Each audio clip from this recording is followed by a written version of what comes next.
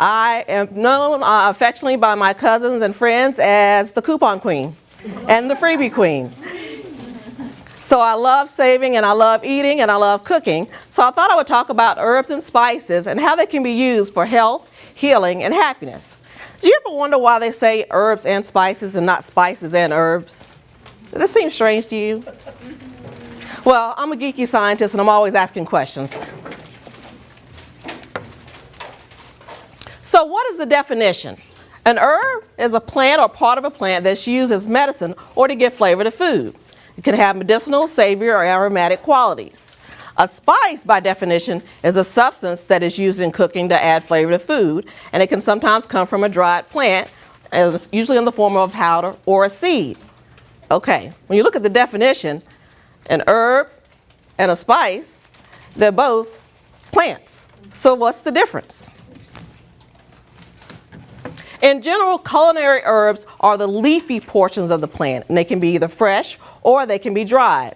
Spices, on the other hand, can come from any part of, get used to this, any part of the plant and are typically dried. Sometimes they're ground or sometimes they're just left dried. What are the uses of herbs and spices in ancient times and even today? Mainly it's been used to preserve food, as gifts or as tribute, because preserving food when you don't have refrigeration is a very important part of survival.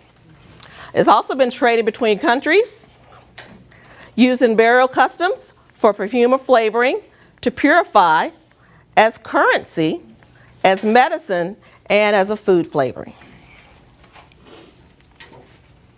One of my favorite quotes is, "Let food be thy medicine, and let thy medicine be food," from Hippocrates.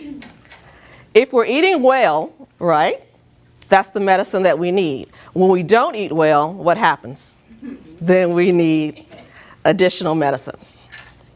So what we're going to talk about today are how can spices, again, that can be any part of the plant, so I just use that here, help our health. Many spices are very effective as anti-inflammatory agents. They're larvicidal, which means they can kill the bug larvae and keep them as babies, or it can just simply stop their puberty. So when the babies die off, there are no more bugs to reproducing. They can also repel insects and spiders. It can repel animals that you don't want in your garden from your garden. It's also antifungal, which means it can kill fungus such as ringworm or nail fungus. Antimicrobial is a very big portion of the use of spices, which means it can kill bacteria. This protects us not only against foodborne illness, which is a major cause of death, especially in third world countries, and also because it can kill bacteria, it's effective for helping heal wounds. The healing nose. I mentioned I am a geeky research scientist, so I'm going to have some references here sometimes. If I get too technical, raise your hand, say, "Slow down, Renee, explain that." These are compounds, transcendentaldehyde, eugenol, oregano, and cinnamon, essential oils, which are the steamed distilled extracts of these plants and spices.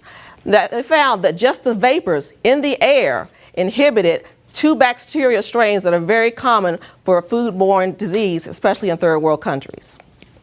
Just in the air. Essential oils have also been tested in several research studies for their effectiveness for nausea, insomnia, post-surgery anxiety, and increasing healing rate. How many of you ever smell something and you're sick on your stomach and then you have to smell something that calms you down? What do you usually think about? Peppermint, cinnamon, and lavender. And then it calms you down. But some essential oils can cause allergic reactions, or it can improve symptoms. So you have to be wary. I'm allergic to lavender, so I wouldn't put lavender on my skin.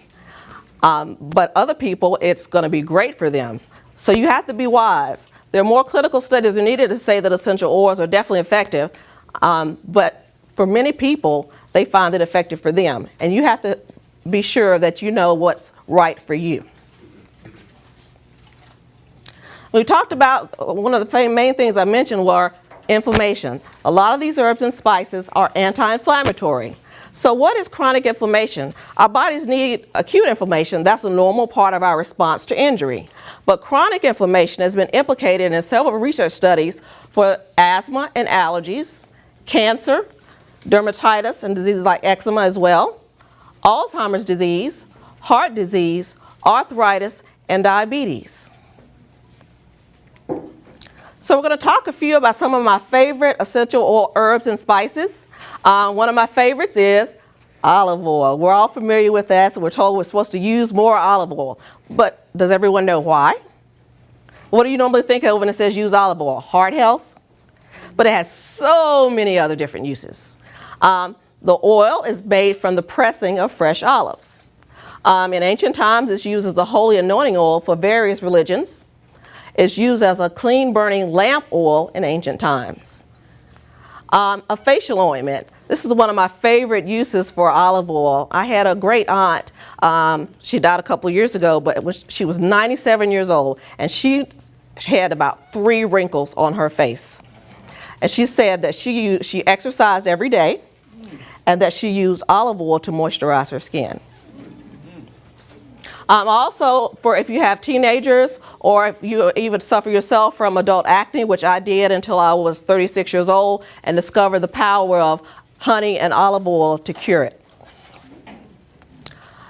Olive oil is high in vitamins A, D, K, and E. Also, that lends to their anti-inflammatory properties, but it also means it can help heal.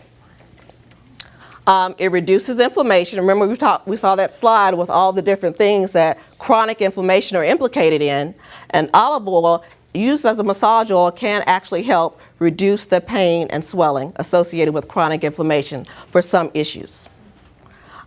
Extra virgin olive oil. Do you ever go to the grocery store and try to figure out which one you're supposed to buy? Yeah. Yes. Well, extra virgin olive oil is high in compounds called polyphenols, and they're considered responsible for the factors that are reducing the inflammation. That's the part of the olive oil that's the most effective. So lower grades have less polyphenols. So if you buy the extra virgin olive oil, that's the first pressing of the olive oil. So that's going to have the highest amount of polyphenol compounds, and that's the one you're going to want to use more often. Why are there different grades? What you do is you'll spin it out again and get another one, and as you go down to the lower grades, just extra virgin olive oil, light olive oil, you find that you'll not only lose the polyphenols, but you get more. You don't fry in extra virgin olive oil. You don't deep fry in extra virgin olive oil because it's not heat stable enough for that high heat. But the lower grades tend to be more heat stable. But then you're losing all the polyphenol benefit. So the moral of this story is don't deep fry, saute in olive oil, extra virgin olive oil. Cinnamon, oh, my favorite cinnamon. How many of you walk into the mall and smell cinnamon? And what do you smell? It's that cinnamon smell. And doesn't it make you hungry? Doesn't it make you just go, and so relaxing? The spice is the bark from the tree, and it naturally curls when they shave it. So when they're shaving the bark of the tree, it naturally curls into those quills that you see. It's been shown, how many of you have heard people talk about cinnamon helping their diabetes control? It's been shown in several studies, not only in animals but also in humans, to block post-meal blood sugar spikes. This doesn't mean you can go crazy and spike your blood sugar and then have some cinnamon afterwards, but it does mean that if you're having trouble getting control, you can add that as a regimen, also working with your physician and help get better blood sugar control using cinnamon. It's also been shown to protect brain cells from post-stroke damage. It reduces bad odors in the air. Most room sprays cover up scent, but pure cinnamon will actually help eliminate those odors in the air and absorb them. And one of my favorite uses for cinnamon, it repels ants and spiders.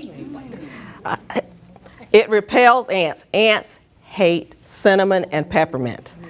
They hate that smell. I knew someone that had a problem with ants, and I cannot stand ants because there's never just one. And so he had a problem in the cabinet. I said, sprinkle down some cinnamon, plain, not cinnamon sugar, but plain cinnamon, right? Plain cinnamon. And the next day he said, they're gone. And when you get rid of the ants and the insects who don't like the smell of cinnamon, the spiders don't have a food source, so they go away. And this is not just a phenomenon in the USA. I have some colleagues, I speak with scientists around the world in my job, and I told one of my colleagues about this in Spain and France, and she said, it worked against the spiders too, it really works. So she was so excited. So cinnamon is great. Cinnamon you can find ground at Dollar Tree. They have a big container at Dollar Tree. Get you some cinnamon, sprinkle it around. Will it work in water? Will it work in water? You're diluting the effects if you do. Oh. So if I'm sprinkling something in the garden to repel them, or if I'm sprinkling hot pepper to keep them off my tomatoes, and it rains, I'll reapply. So you can just, for the spiders, just have some around sprinkled around. Sprinkle it around. Now, I don't know if it directly repels the spiders, but it does repel their food source, the ants and insects. Have you ever heard of myrrh? What are you most likely hear they implicated in? Queen Esther, and then gifts of gold, frankincense, and myrrh. Myrrh is actually made from the dried gum or resin from a small thorny tree that's native to the Arabian Peninsula, eastern Ethiopia, and Somalia. It's antispasmodic. So if you are preparing to meet the king and you just had a baby, wouldn't you want something that's going to calm your muscle aches and cramps? It's also antimicrobial, which means it kills bacteria. It's an astringent. When you think of astringent, you usually think of a toner for your skin. Basically, an astringent means it causes the biological cells to shrink, so that shrinks your pores. Again, part of a beauty regimen. It's a natural expectorant, so if you have respiratory issues. Antifungal, which means it kills fungi. Antiseptic means it slows the growth of bacteria. It's also shown in several studies to boost the immune system, and it is anti-inflammatory. Where do you get something like myrrh? If you want the gum, you have to buy that in the bulk section of someplace like company shops or health food store or online. The essential oil of myrrh are available in our area. Company shops has it. GNC also has a great selection as well in our area. We'll talk about basil, sweet basil, holy basil, or tulsi. It's actually the spice made from the dried fresh leaves of the plant in the mint family. It's actually clinically been shown to be a stress buster. Normally when we're under stress, right, it raises our cortisol levels, which reduces our immune system, right? So in order to combat that, the use, you can have it, I have it here as a tea, Tulsi tea. You can find that at company shops, Harris Teeter, Food Lion. You can find this as a tea, and it's actually quite good. There is a jasmine version that is delicious and smells wonderful as well. But when you drink in the tea, you have a way to reduce the cortisol levels during times of stress. Everyone has stress in their life. Until you can reduce it, it's a great way to help you calm down and get control. It's high in a compound called eugenol, which gives it that slight clove-like scent. It's actually been shown in several very good, well-controlled studies, because not every research study is a good one. So you have to be wary when you see these headlines. It's like, oh, this study showed this. Well, I actually read the studies and make sure that it's actually a well-controlled, good study that they're reporting. So always be wary. Always take it with a grain of salt. Ask an expert. And don't just go change your whole lifestyle because of one study. It may not be a good one. But several well-controlled good studies have shown that basil, the different types of basil, all can block the enzyme cyclooxygenase, or COX. So you've heard of COX-2 inhibitors or non-steroidal anti-inflammatory drugs such as ibuprofen, naproxen, aspirin. They work on that enzyme to block it, and that's how they block that pain and inflammation transmission. So basil can actually reduce that, can block that as well. Again, it's anti-inflammatory and is effective in healing gout pain. How many of you know another natural way to treat gout pain? Cherries. Cherries. So I know some people's physicians that are having issues with gout, in addition to changing their lifestyle to prevent it from happening again and the buildup of the uric acid levels, they also have to drink concentrated cherry juice as well. But basil also is another addition that you can use. Clove.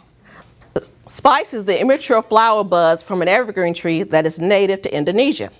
It's from the Latin word clavus, which means nail, and they actually really do look like little nails. It's very high in the mineral manganese, vitamins K and C. It's very high in fiber and omega-3 fatty acids. So if you're building up your immune system, you're going to want these. Manganese, even though it's a trace mineral, is also very important for our immune system to work effectively. It's also high in the eugenol compounds. It's one of the highest. I know I mentioned that the basil also has that, but the clove, so gives it that characteristic scent, is the eugenol compounds. It's a mild anesthetic, which means it numbs pain. It's great for oral. It's actually been shown to treat and cure gingivitis. So I don't know if you see in natural toothpaste formulations, you'll see they add clove. Sensitive toothpaste will have clove, as opposed to any of the benzocaine or any of the cane oral medications. You can rub clove oil on to treat a toothache. I know it seems like you always have a toothache on a holiday weekend, right? When no dentist in town is around. And that happened to me one time, and I know I had packed it with clove and until I could get to the dentist. And when I got there, he said, "Are you in pain?" I'm like, "No." It can actually be used as a liniment. Natural pain formulations, you see a natural pain spray, they'll have clove. Definitely is always going to have clove as an ingredient because it's going to numb that pain. It's going to calm those nerves down. And again, it is anti-inflammatory. Hyssop. The spice is actually the flowers from a woody shrub that's native to the Middle East. And whenever I think of hyssop, I only think of one reference in the Bible and Psalms: "Cleanse me with hyssop and I'll be clean, wash me and I'll be whiter than snow." I'm like, oh, that still doesn't tell me what hyssop is. So being the geeky research scientist that I am, I went and looked and tried to find out more about hyssop. It's actually, when you make a tea out of it, it's a great expectorant and cough suppressant, and actually has been shown to have antibiotic effects. So whenever I feel a really bad cold coming on or really sick and I can't get to the doctor because everybody else in my house is sick, I make up some hyssop tea. You can find the loose hyssop in the bulk section at company shops as well, or other health food stores that have that as well. It smells sweet, spicy, slightly camphorous, and as you see, you pass it around, and the tea actually tastes very good. Yes? Okay, so like for a lot of the natural states of them, how would you prepare them if you had to prepare? Like this, would you just get it as a tea, or do you prepare it yourself? I get it, the loose leaves. It's dried leaves just like you see in the sample, and I just prepare a tea out of it, steep it. Oh, okay. And sometimes, some people add sweetener. You can add a natural sweetener to that. Some people don't. My mother-in-law, she said, it tastes great without it, and it's not bad. No, it really isn't. Oh, another thing about me, I am the world's pickiest lifelong eater. Healthy does not equal nasty to me, right? So if I'm telling you it does not taste bad, that means it does not taste bad, and you'll probably love it. It's also used in aromatherapy treatment for rheumatism, bruises, sores, earache, toothache, and high blood pressure. Because it really does, it smells kind of sweet and it's very relaxing scent. What first brought my attention back to, I say anecdotal because I'm a research scientist. I have not seen any studies to this, but my cousin who lost his hair to male pattern baldness at age 19 told me about, he's like, "Oh, I need to get some more hyssop tea." I'm like, "Hyssop tea?" He said, "Yeah, look, my hair's growing back." And sure enough, there was some new hairs in that shiny spot. So I said, "Oh, okay." Oh, I've always had big hair, but thank you. So how would you use that? Yeah, tell me. As a tea. Just massage it onto your head? No, drink the tea. There is also available as an essential oil as well.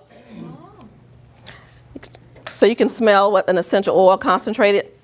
So that when it's in that form, you have to dilute it? Yes, always dilute essential oils. So yes. Okay. You don't want to use essential oils in their native state because they're concentrated extracts. Gotcha. Always use a carrier oil, and we're going to repeat that again. Okay. Flax. How many are familiar with flax? Yes. The flax can be used to make linen clothing. course. But flaxseed is what you hear about most because it's very high in omega-3 fatty acids, fiber, and magnesium. It lowers cholesterol. So how do you use ground flax? What do you do with it? You put it in your cereals, salads, smoothies, breads, and you don't really taste it. It's got a slight nutty taste, but nothing off-putting. Again, healthy is not nasty. Healthy tastes good. Also, ground flaxseed, if you run out of eggs and you're baking, it can be used as a vegan egg substitute. Because when you're baking, you're adding eggs as the binder. Right? So when you mix a tablespoon of ground flaxseed and 2 tablespoons of water and mix it up, it makes a very viscous solution, almost like egg whites. And I bake banana bread with it, and no one could tell the difference. Also, flax oil makes a great skin moisturizer because, again, those omega-3 fatty acids are really good for your skin. Tea tree oil. How many of you know what tea tree oil smells like? Yeah. Tea tree oil is actually the oil made from steam distillation of the leaves of the melaleuca tree. It's native to Australia, New Zealand area. It is antiseptic, which means it's very effective for acne and for oral care. When I make up my homemade toothpaste, I'll add tea tree oil, coconut oil, sometimes a little myrrh, and if I have a toothache, I'll put some clove oil in there. It's antifungal. It is a potent antifungal. So you'll see a lot of it for use for treating nail fungus and ringworm. If you look on the ingredients list of a lot of natural formulations, you'll see clove and you'll see tea tree oil. Yeah. It repels insects, including fleas. Those of you that have pets, have you noticed the addition of tea tree oil to a lot of your pet shampoos? It's because they naturally repels fleas. One historical anecdotal note, during World War II, tea tree oil was an essential part of the Australian World War II kits because, again, you got soldiers in wet, damp, moist areas. You want an antiseptic, you definitely want an antifungal, right? And you want something to repel insects in tropical areas. So it was an essential part of the World War II medical kits in Australia. In fact, it was so important that the tea tree cutters, those that were responsible for maintaining the trees and harvesting it, were exempt from military service for the entire war. Wow. Yes. Bay leaf. The spice is the dried leaves. It's very anti-inflammatory, reduces bacterial infections, speeds wound healing, and in studies has shown that with fresh bay leaf rubbed on their skin, and this was in a tropical region, repels mosquitoes for up to 2 hours. Now, a lot of natural products, they will repel insects, so you have to but you will have to reapply. It doesn't do it as long as some of the others. But if you're sensitive to other synthetic insect repellents, and you're in a tropical area and you don't have anything, and there's a bay leaf nearby, rub it on you. Does it have to be fresh? To rub it on you, yes. You couldn't rub the dried. But it's the oil as it applies to your skin when you're rubbing it. A very, very important safety note here, use it only to flavor liquid dishes. So sometimes you'll put bay leaf in a soup, but you need to remove it because even it can puncture the intestinal wall if you swallow it. You can't chop it up fine enough to not have those. It doesn't work.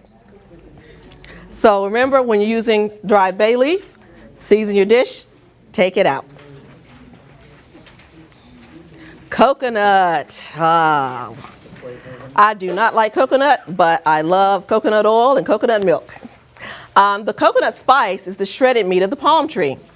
Coconut water is considered nature's Gatorade. How many of you have tried coconut water before? How many of you like coconut water? It's very sweet. Very sweet. You must have had a fresh one. Yes. I have yet to find one that I like, but again, I am the world's pickiest lifelong eater, and many people love it. It's very high in the mineral magnesium as well as other electrolytes that are in perfect balance. It's very high. The biggest thing about coconut is very high in medium chain fats. especially lauric acid. What's so important about that? Lauric acid has been shown to be the basis for improvement in Alzheimer's disease and dementia. So adding it to your diet, some people have a teaspoon each day. Adding coconut oil have found that it helped their relatives' dementia and it helped improve the symptoms of Alzheimer's disease. How do you think that works? Well, I think it works because every nerve cell in our body, it's like a wire with insulation. So every nerve cell in our body is coated with a layer of fat called myelin. So if, like a wire, electrical wire, you can't transmit those electrical signals if there's a tear in your insulation on your wire, correct? So, you know, it doesn't transmit electricity. The same way our brains can't transmit the electrical signals if it doesn't have the appropriate fat surrounding each nerve cell. So the addition of lauric acid is like the perfect, it's a medium chain fat. It's not a saturated fat. It's not an unsaturated fat. It's right in the middle. It's the perfect stage to improve that connections for people with Alzheimer's disease and dementia. And many people have found that it's been effective and they continue it. It's also antifungal and antibacterial. It does not go bad. It is the perfect body moisturizer for eczema. Everyone that I share that I know that has eczema, instead of using the traditional lotions, I said get you a jar of coconut oil and use that as your skin moisturizer. And they called me the next day, it worked, her skin is gorgeous. And they're very excited. One of my favorite uses, there's several studies that have shown that women, especially postmenopausal women, that add coconut oil for their cooking, lost a significant amount of belly fat. Oh,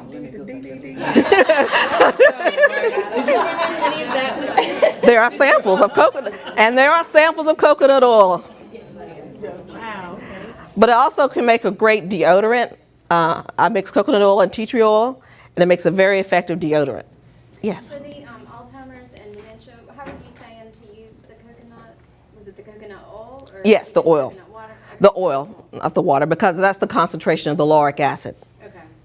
Well, do you drink it? Or- No, it's a semi-solid at room temperature. This is my stash. I have my organic one and then the... Now what's I mean, you have like several brands, so what do you look for when you're just trying to find coconut? Whatever's on sale. Wonderful. That's what I look for. I look for the one that's on sale. Where do you get it at? Coconut oil is found in every grocery store here. Yeah, Walmart has it. And so you could drink either one? You can't drink it. It's semi-solid at room temperature. You cook with it. You can cook with it, moisturize. As soon as you put it on your hands, it's going to melt from your body heat. It's wonderful. I can tell you. Yes. If it's hot in the house, it will turn into the liquid form. Put it in the refrigerator for a few minutes, and it'll solidify again. I saute vegetables, It doesn't put it in a soup. It doesn't have a coconut taste because I don't like coconut meat because it's a texture thing, but it doesn't give it any strong taste. Oh, okay. So you use anything. Wherever I put, oil and vegetables and things, Yes. I use coconut oil. Mhm. And, you can use olive oil or coconut oil, and I use Or both. both. And I do sometimes. Yes. What's the difference between like the coconut? What is coconut water? Coconut water is the juice from the coconut. You'll see when you like milk, it's separated. There's the liquid part, and then there's the fatty, thick, whitish part. So when you take out the water, that's the coconut water. The milk is actually the milky white part, fat that floats on top. Fat's going to float on top. So if you split open a coconut, you'll see it. But if you were buying just a can, do you buy it in a can? You can buy it in a can. You can buy it in a jar already mixed. I usually shake mine. You can make whipped cream with it. If I buy it in a can and can make for my vegan friends, I'll take that and put it in the refrigerator for an hour or overnight. Then scoop out the cream on the top and add some powdered sugar and vanilla and whip it up. And then you're left with the coconut water underneath as the milk fat separates from that water. Sometimes I use the milk, coconut milk, which is what? I use coconut milk for every baking. Right, And my, cooking. and my cornbread is legendary. It makes your pancakes very light and fluffy. Coconut milk. Coconut milk. You can find it in the refrigerated section, Aldi, every grocery store here included. I usually get the unsweetened because I'm baking with it. If you're making a dessert, you can get the original, which does have a small amount of natural sweetener in it. But I usually get the unsweetened because I like to control. What about lactate? Does it have? No, it does not. I'm lactose intolerant, which is why I love coconut milk. And my mother knows I'm lactose intolerant, so she usually uses either soy milk or almond milk, and she baked me a birthday cake last month, and she used coconut milk, and no one at church could tell the difference. I understand coconuts do really well for helping incisions, like for the, to heal. Yes, And see the scar yes, Putting it on it or drinking it? on it. both. Well, Yeah, both ways. But if you're talking about skin, you're talking about on the outside. And again, you don't have to worry about it going bad. Doesn't mean you can spit in the jar, but it doesn't mean. But if you have children, you understand what I mean by that. They do some crazy things. Garlic. I had to put the little note with the vampire running away from the garlic, right? Because you think of garlic, you think of Yeah, vampire repellent. vampire repellent, disease repellent. During the times of, Black Plague, people walk around with cloves of garlic around them to repel disease. It's native to Central Asia, and it is a potent anti-inflammatory, antibacterial, antiviral. It's high in sulfur compounds, and that's what gives it that distinctive garlic smell. It's a good source of the mineral manganese, vitamin B6, and selenium. So these are all three involved in not only immune system function, but also energy regulation. It lowers blood triglycerides and cholesterol, and depending on the studies, anywhere from 5 to 15%. It does help prevent blood clots and lowers blood pressure. So if you're going to be consuming it as a supplement or you're going to be consuming an excessive amount of garlic, you should notify your physician because it could interfere with some of your medications. Ask your doctor or pharmacist because they're up to date on all the regulations and the interactions with these. Ginger, oh, I love ginger. I know, it's like, ginger, gingerbread, ginger tea. Ginger snaps, and that distinctive smell. It's the root, the rhizome, that's the active spice. It is a very potent anti-inflammatory agent and pain fighter. It loosens phlegm if you make it in a tea. Can slow blood clotting, which means it does interact with blood clotting medicines such as Coumadin. So again, if you're going to be taking an excessive amount or you're taking some of these, you should always let your physician or pharmacist know so they can always check for interactions with your medications. What it's known for mainly is for treating digestive problems. And it acts specifically on the stomach and the cells of the stomach and the intestines. You get a new stomach lining and intestinal lining every 3 or so days. These are rapidly growing, turning over cells. It's been used to treat morning sickness, colic, gas, heartburn, nausea, and chemotherapy side effects. I know I've talked with several pharmacists, and I had several friends who've had members of their family undergo chemotherapy, and they would just have that severe nausea, and they just feel awful. So I have them make either some fresh ginger and boil it and make a tea, buy the tea already prepared and chopped up in a little tea bag for convenience, or I get real ginger ale.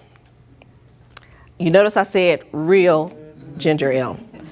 Everyone in the commercial stores that you find next to the Coke and Pepsi has no ginger in it.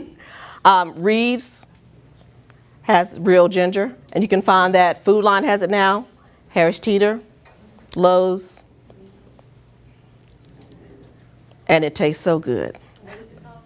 Reed's is the brand, R-E-E-D-S. Company Shops has it. They also have like Ginger Chews, the ginger people. It's also shown to stimulate pancreatic and gastric secretions. So if you have someone with low appetite or you need to absorb something better because they're not, if you add the ginger to it, it's going to help you absorb those nutrients better. And my favorite, turmeric. Oh, I love turmeric. You know why I love turmeric? Because it is a potent anti-inflammatory and pain fighter. Last year I had 10 months of dealing with severe plantar fasciitis. Those of you that know, yes. And I ended up adding turmeric to my regimen to help. Now I already added to my curries and dishes because I love spicy food and I love spicy curries. And I was already adding that.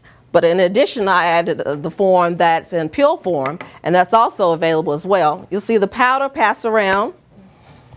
This is just one brand you can find in every pharmacy here and several grocery stores.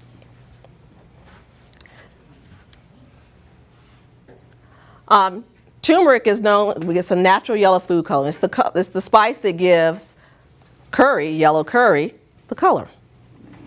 It's very effective against asthma, allergies, arthritis, skin conditions such as eczema, psoriasis, or hidradenitis. Remember that chart with all those anti-inflammatory? That's over half of them, right? Just from one. It's got the highest level of curcuminoid compounds, which are believed to be mainly responsible for those effects. So you've got the turmeric spice here that's really high in these compounds that are giving all these anti-inflammatory effects and effective pain and inflammation relief. One of the second biggest spices that has a lot of curcuminoid compounds are yellow mustard. It's currently being tested for cancer prevention and cancer treatment, and for some people that are on long-term pain management. If you ever known some long-term pain and trying to deal with that and losing the effectiveness of the medication, it's just not working anymore. Some physicians are recommending add turmeric capsules to help with that long-term pain management because it's such a potent anti-inflammatory and it blocks those pain transmissions so well. So like eczema and psoriasis, that's considered as an Inflammatory condition, yes. Wow, okay. So many things are related to inflammation. Now, how is turmeric related to curry? Did you say? It's the yellow spice that gives yellow curry that color. Curry is a mixture of spices. Oh, okay. Curry is not a single spice. Curry is a mixture of spices. There's yellow curry, red curry, but usually there's going to be turmeric in the curry. Okay. Even if it's red, it's just going to be muted by some of the other spices for the color. Salts. I'm like, oh, salts. Salts are a very important spice. They can come from the living or dead seas. You got your sea salt that comes from the evaporation of living seawater, and then you've got salt mines, which are basically the dried remains of ancient seas. Salt is so valuable, we still use it today in everyday language. You heard the expression, not worth your salt, right? Oh, he's not worth his salt. In ancient times, there was also a pinch of salt over the left shoulder for good luck. Some people think salt is evil. Some people know the benefits of salt as a food preservative. Excess use contributes to hypertension and weight gain and bloating. We need 500 milligrams of sodium a day to survive. But you notice the limits that are placed, 1,500 milligrams or 2,000 milligrams, depending on your weight and your diet and your health condition. But it's the excess use beyond what your body can handle that contributes to these diseases. Salts in and of itself are natural food preservatives because they can inhibit bacterial growth on foods. Saline nasal irrigation helps sinus conditions. It's a great abrasive for cleaning. If you run out of laundry detergent, you can make a great, excellent cleaner with equal parts of baking soda and salt. It cleans so well. Natural mineral salts can actually give your body needed nutrients if you're deficient. Epsom salt is actually magnesium sulfate. It's a salt. It's effective for pain relief, constipation relief, and headache relief. There are many, many varieties of salts. We tend to think of table salt, which is pure sodium chloride plus or minus iodine, mineral iodine. But there are other types of less processed salts that are straight from the salt mines, simply ground up or coarse, that are also helpful for our health. There's evaporated sea salt, plus or minus iodine, one of my favorites, and I have some samples for you guys here. Himalayan pink salt. Which gives its color comes from the iron content in there. It's not excessively high, but you'll see different gradations in Himalayan pink salt depending on exactly which area it comes from. It's because no two salt mines are alike. Kalanamak black salt owes its color to the volcanic, and usually in volcanic regions. You can find kosher salt. Salts can be coarse or they can be pre-ground. So, in review again, how can herbs and spices help my health? We've learned that they can relieve pain, kill bacteria, repel insects that cause disease. They're anti-inflammatory. Remember, short-term inflammation is beneficial. It's how our body deals with injury. But chronic inflammation is believed to be the root cause of allergies, rheumatoid arthritis, cancer, high cholesterol, depression, and dementia. Remember, we were talking about herbs and spices for health, healing, and happiness. So how can herbs and spices help that? Just a reminder about chronic inflammation, all right? So what are the causes of chronic inflammation that lead to these diseases? Too much stress, all right? And remember which herb and spice could help relieve stress? Thank you.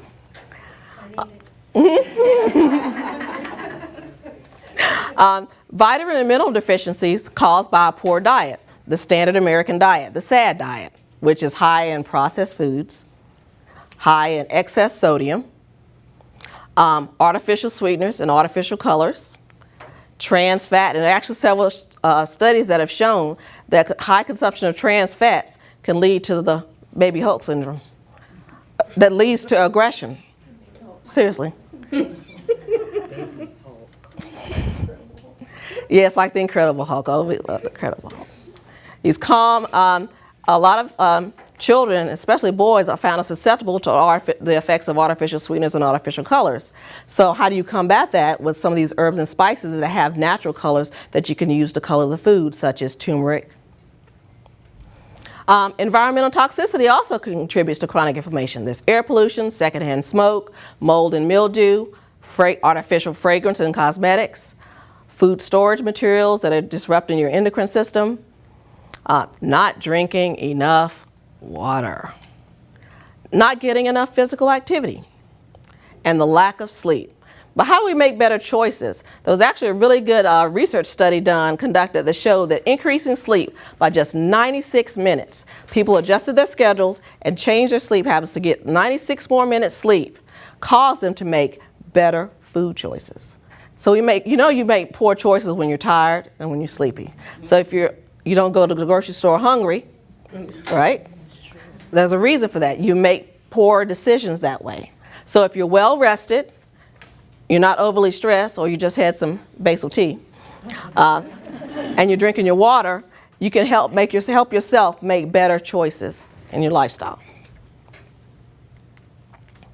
So how do we deal with that? How many of you heard about the Mediterranean life plan?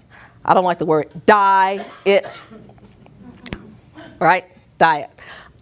No, the Mediterranean life plan. I had several people ask me, Renee, what is the Mediterranean diet?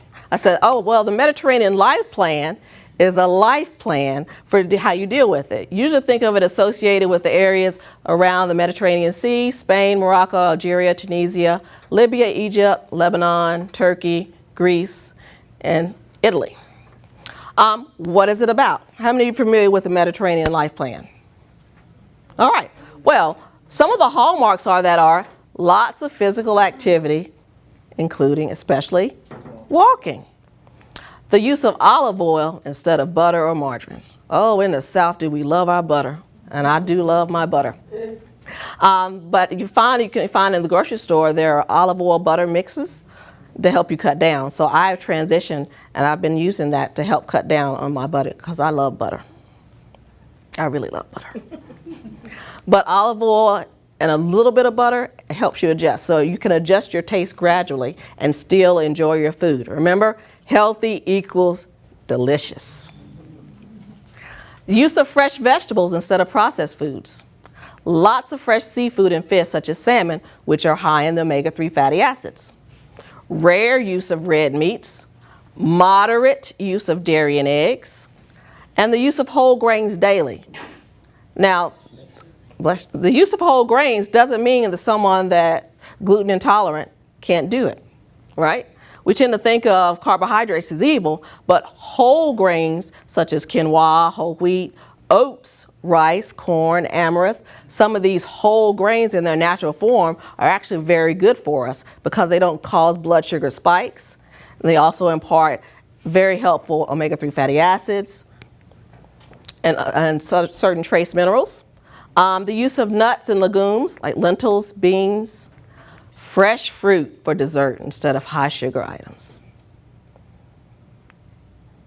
More grilled or sauteed foods instead of deep, fat, southern frying. Use of herbs and spices instead of a lot of salt to season foods. Enjoying meals with family and friends instead of in front of a TV. Because when you're distracted when you're eating, what do? Eat more. You eat more because you don't give your body its time for the signals to get to your brain to tell you that you're full, you need to slow down. Or I'm guilty of this at my desk at work. I'm working on that one. Taking time to be thankful. Again, reducing stress in your life and thinking about the things that are good, and the occasional use of a glass of wine. I put a note there because every other month the research says it's good or it's bad, or it's good or it's bad. It's always good for me.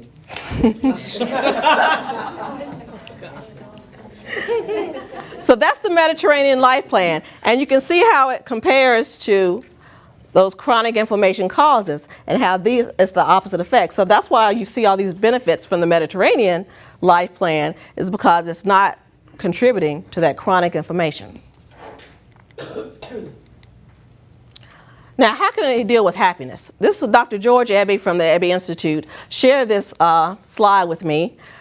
Basically, he has considered that mental illness is associated with increasingly severe deficiency in magnesium. Actually, magnesium, one of the hallmarks of magnesium deficiency is depression, the blahs, hyperexcitability, panic attacks, memory loss, hallucinations. And it's actually been used to treat some of these conditions when you supplement with magnesium. Magnesium, why is it so important? Why does he think it contributes to mental illness?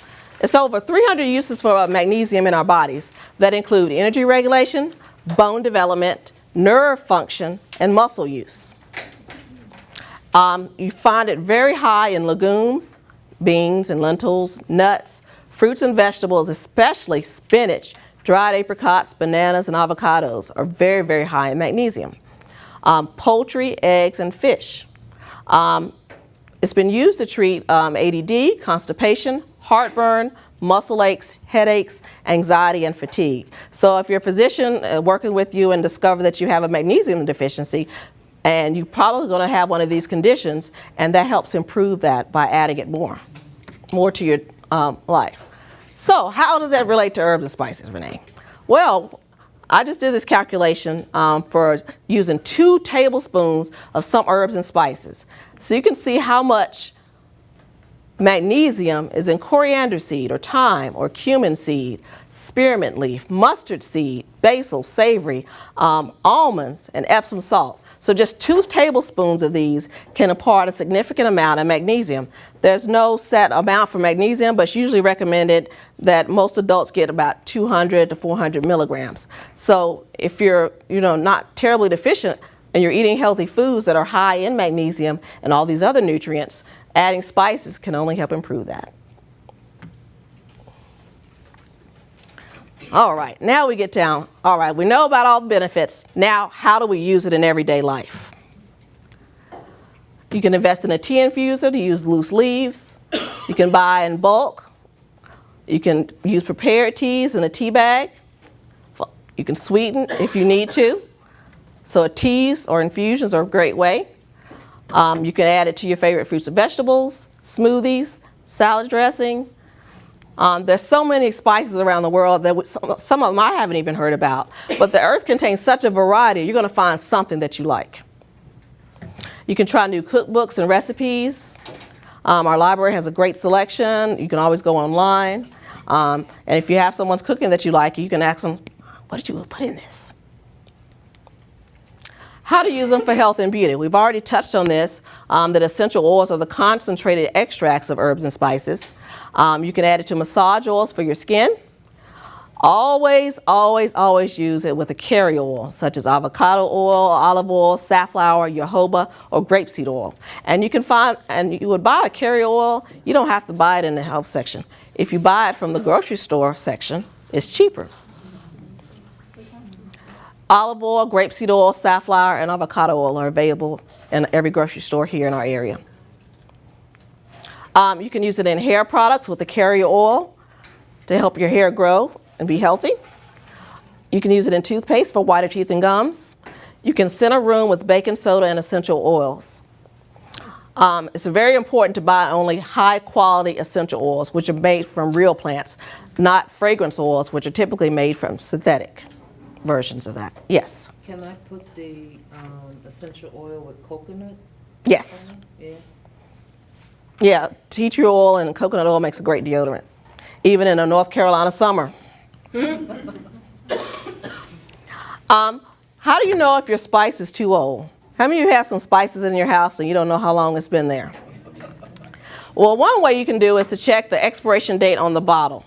I'm going to pass around 2 samples of bay leaves here, and I want you to look at that as we talk. So you can check the expiration date on the bottle. Most of them are going to have that in the past few years.